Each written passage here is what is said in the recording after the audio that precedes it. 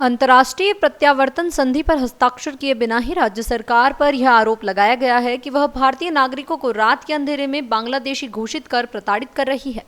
इसके खिलाफ धुबरी जिला और बीर सिंह जरुआ AIUDF की ओर से विरोध कार्यक्रम आयोजित किया गया। प्रदर्शन के अंत में बांग्लादेशियों के नाम पर भारतीय नागरिकों पर हो रहे अत्याचारों को रोकने की मांग करते हुए जिलाधिकारी के माध्यम से देश के राष्ट्रपति को एक ज्ञापन सौंपा गया। AIUDF ने तीखी प्रक्रिया देते हुए कहा, अगर मुख्यमंत्री मुसलमानों से इतनी नफरत करते हैं कि वे हमें रात के अंधेरे में बांग्लादेश भेजना चाहते हैं, तो इससे बेहतर है कि हमें पुलिस की गोली मरवा दें।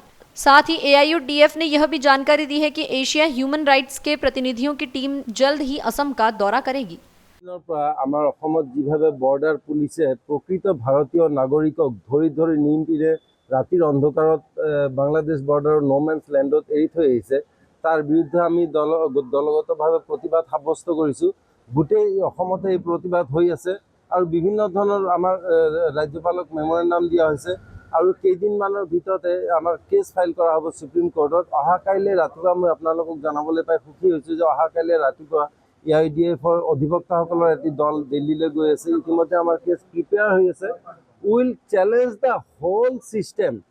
ফৰেনাৰ্ছ ট্ৰিব্যুনেলত যেভাৱে হয়তোবা বিচাৰ কৰাৰ ব্যৱস্থা কৰি কিনে মানুহক বিদেশী অথবা ভাৰতীয় ঘোষণা কৰাৰ ব্যৱস্থা আছে, গোটেই চিষ্টেমটোকে চেঞ্জ কৰিম। কাৰণ বৰ্তমান যিটো হৈছে ইটছ বিয়ণ্ড ইমাজিনেশ্যন। ব্ৰিটিছ যুগত আমি শুনিছিলোঁ যে মানুহক যিসকলে স্বাধীনতা সংগ্ৰামী আছিল তেওঁলোকক ধৰি ধৰি কালাপানীত হেৰি কৰিছিলে, শাস্তি দিবলৈ নিৰ্বাসন দিছিলে, কিন্তু তাতো তেওঁলোকৰ থকা ব্যৱস্থা আছিলে, খোৱা ব্যৱস্থা আছিলে।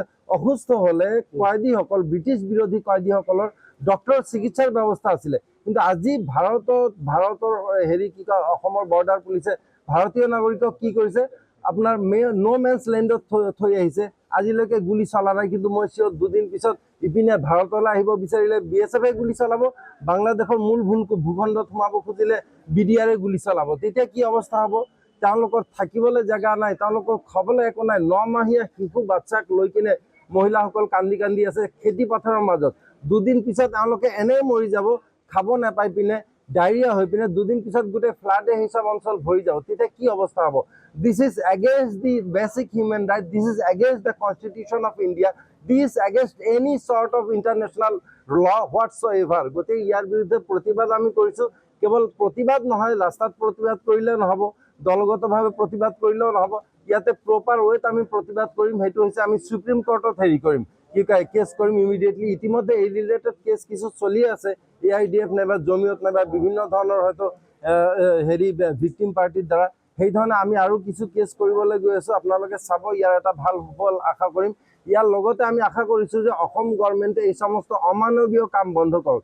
ইতিমধ্যে আমি যোগাযোগ কৰিছোঁ এছিয়ান হিউমেন ৰাইটছ ৱাচ নাইবা এমনেষ্টি ইণ্টাৰনেশ্যনেলৰ লগত। তেওঁলোকৰো প্ৰতিনিধি দল আহিব, তেওঁলোকে গোটেইখিনি খবৰ পায়েই আছে। আমি অসমত হয়তো ভাবোঁ যে কোনে খবৰখিনি নাজানিব, মানুহকেইটাক লৈ পিনে নো মেন্স লেণ্ডত থৈ আহিলে হ'ব, কিন্তু গোটেই পৃথিৱীৰ মিডিয়া এট্ৰেকশ্যন হৈছে আৰু ভাৰতৰ সন্মান ভুলণ্ঠিত হৈছে অসমৰ বৰ্ডাৰ পুলিচৰ এই কামৰ বাবে। গতিকে আমি ভাবোঁ যে এই সমস্ত স্বেচ্ছাচাৰী কাম কাজ অনতি বিলম্বে বন্ধ কৰা হওক। এজন বাংলাদেশীয়ে অসমত থকাটো আমি নিবিচাৰোঁ, কিন্তু বাংলাদেশীৰ নামত এজনো ভাৰতীয় নাগৰিকক হাৰাশাস্তি কৰাটো আমি কেতিয়াও নিবিচাৰোঁ। বৰ্তমানৰ সাংসদজন নিমাত হোৱাৰ কথাই আছিল, কাৰণ তেখেতে ধুবুৰীৰ লগত না তেখেতৰ কোনো এটা মানসিক সম্পৰ্ক আছে, না ধুবুৰীৰ তেখেতৰ লোকসভা সমষ্টিৰ যিটো চাৰিসীমা সেইটোক ভালকৈ জানে। তেওঁ ধুবুৰীৰ মানুহৰ কাৰণে অহা নাই নহয়। তেওঁ আহি পিনে কি কৰিলে, MP ফাণ্ডৰ 10 লাখ টকা গৈ পিনে লখিমপুৰত কিবা ভূপেন বৰা ডাঙৰীয়াৰ বাপেকৰ স্মৰণত হেৰি কৰিলে, কিবা হল বনোৱাৰ কাৰণে পইচা দিলে। স্বাধীনতাৰ পিছত গোটেই ভাৰতৰ এনেকুৱা কোনো সাংসদ আছে নেকি যিজনে ধুবুৰী এৰিয়াত পইচা খৰচ কৰিছে, নাইবা ধুবুৰীৰ এনেকুৱা কোনো সাংসদ আছে নেকি যিজনে বাহিৰত পইচা খৰচ কৰিছে? ৰকিবুল চাহাবে কৰিছে, তেখেতে কৰিব।